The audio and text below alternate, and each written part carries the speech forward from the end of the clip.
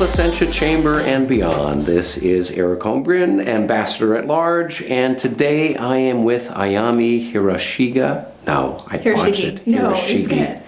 I worked so hard on trying to memorize that. Ayami Hiroshigi with AMH Consulting. How are you doing today, Ayami? I'm great. How are you? Good.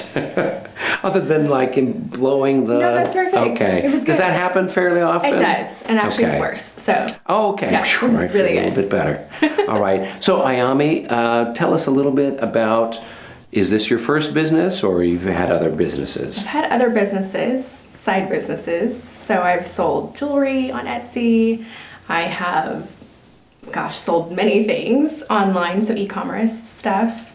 I've helped friends in a way on the side. So this is kind of something that's a natural fit, I guess. Okay.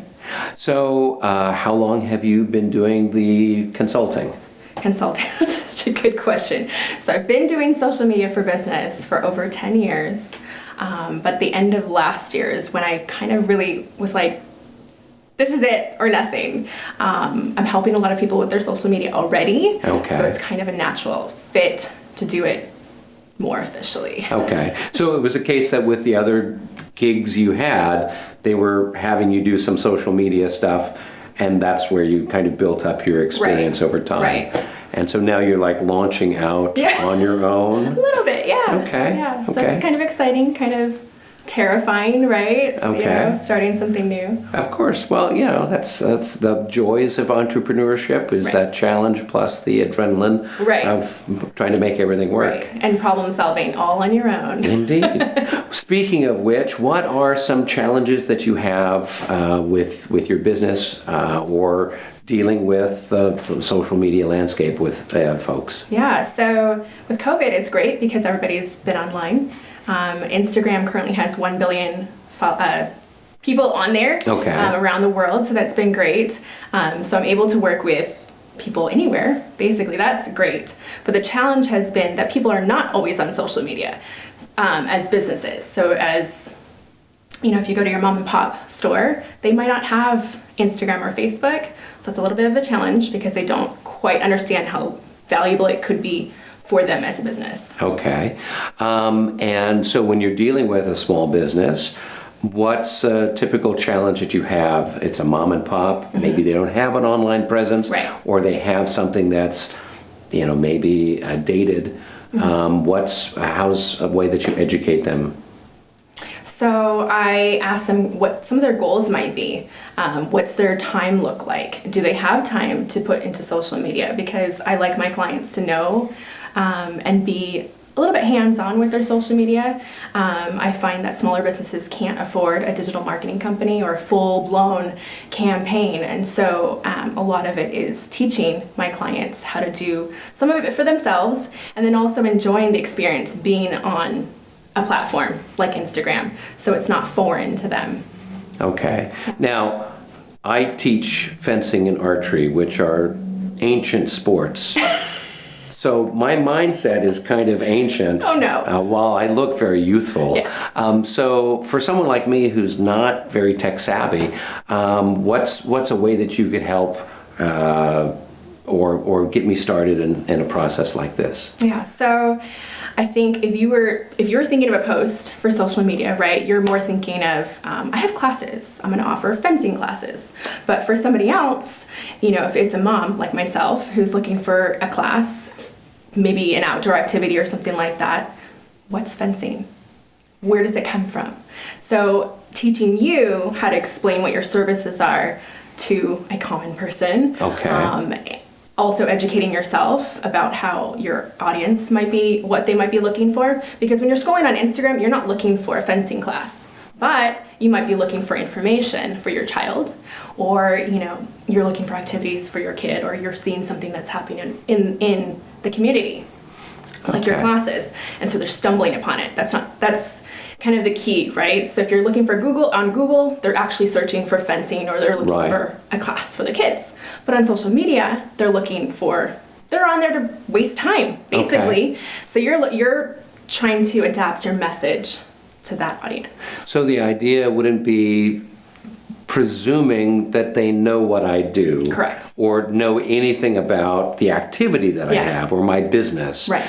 So when you're talking with business people, it's really a case where you're trying to help them to tell the story either about their business or their product or maybe something that's ancillary to it that might catch the interest of the typical person browsing through Facebook or Instagram. Is that kind of the right idea? Right. Okay. So translating social media for you as a business person and helping you understand why it's important, what kind of language you should be having, and then also having you teach me what your language is, so we're able to come up with a cohesive message for your audience, for your current audience, and then for potential audience, because obviously you're probably looking for new students, right? Right. Currently, right, or constantly, because a 5-year-old doesn't stay 5 forever, fortunately or unfortunately.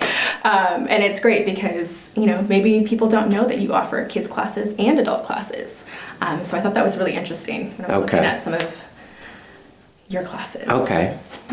Good to know. So for business people, whether they use your services or not, what are some other good guidelines or tips for their social media marketing or their social media usage? So if they are just starting, I always suggest start with one platform, Instagram or Facebook business pages. These are different than your normal personal page that you sign on for Facebook.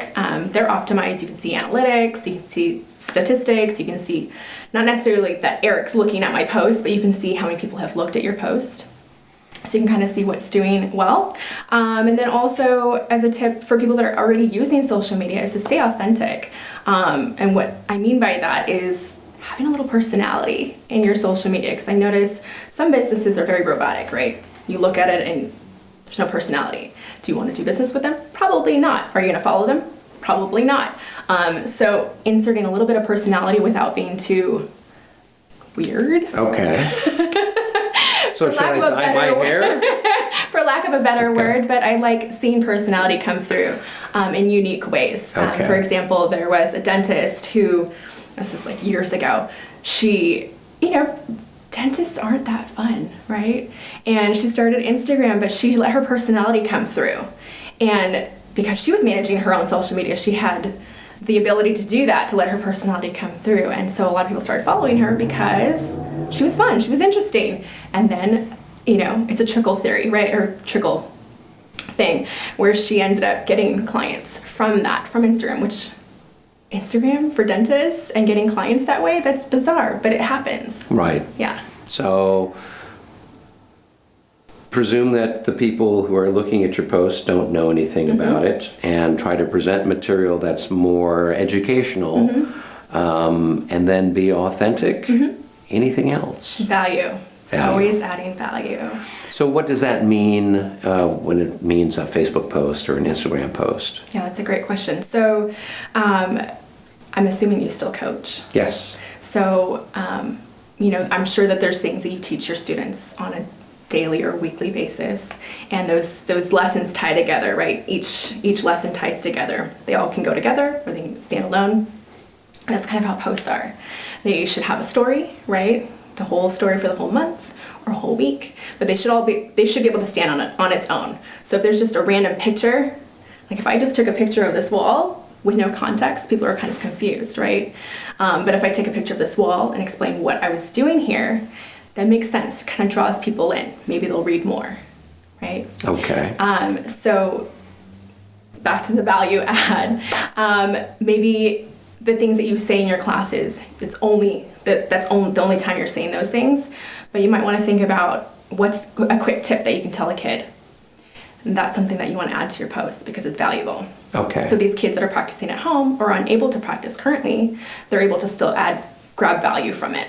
Okay. And it's a quick. So words of wisdom or, depending on what the business is, something that might be important or something that their potential customer base might find interesting or educational. Right. Okay. Right. Cool. Yeah. All right. Well, that's fantastic. And I think you've got a great business there with your consulting because there's so much things going on with that universe that are kind of beyond most of the business people. We're kind of experts in this or that or whatever else, but this is kind of a different thing. So, any other words of wisdom to share with our chamber friends? Yeah, so social media can be fun. I know it's a little daunting if you've never done it or if you've kind of dabbled in it but never really got into it. And I know most people don't like statistics or analytics. I nerd out because I kind of do. But social media can be fun, and it does help us connect, especially now during COVID. It's fun to be able to connect even though it's still digital. We're still separate but apart. Okay. We're still able to connect that way. Okay. Well, excellent.